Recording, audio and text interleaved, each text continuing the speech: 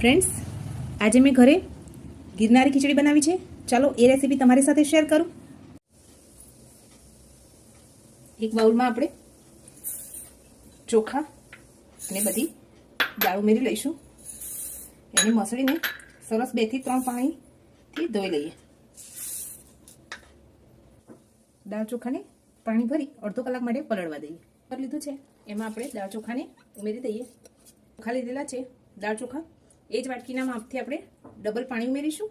મેં અહીંયા 6 વાટકી છે, તો હું 12 વાટકી પાણી ઉમેરીશ.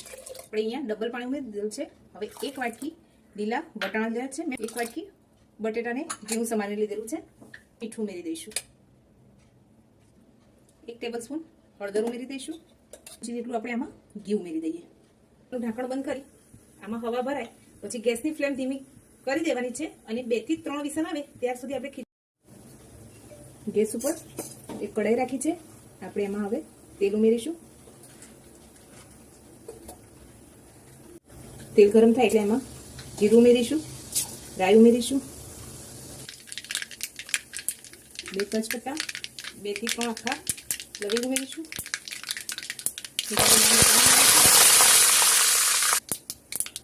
ઝીણી સમારી ડુંગળી ઉમેરી દઈએ, ટામેટા ઉમેરી દઈએ.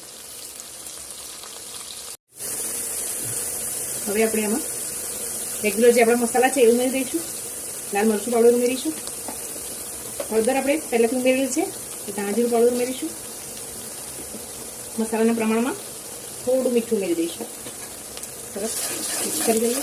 મસાલામાંથી તેલ છૂટું પડી ગયું છે. હવે આપણી ખીચડીમાંથી પણ પ્રેશર રિલીઝ થઈ ગયું છે. એ ખીચડી ઉમેરી દઈશું. લાસ્ટમાં લીલા ધાણા ઉમેરી દઈશું.